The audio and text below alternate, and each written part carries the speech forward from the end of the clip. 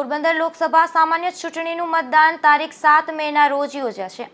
આ લોકશાહીના મહાપર્વમાં સૌ કોઈ સહભાગી બને અને પોરબંદર જિલ્લામાં રેકોર્ડ બ્રેક મતદાન થાય તેવા આશયથી મતદાર જાગૃતિના કાર્યક્રમોનું આયોજન કરવામાં આવી રહ્યું છે।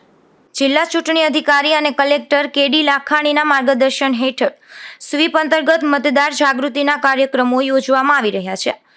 જિલ્લા શિક્ષણ અધિકારીની ટીમ દ્વારા માધવપુરના મેળામાં મતદાર જાગૃતિના કાર્યક્રમનું આયોજન કરાયું હતું।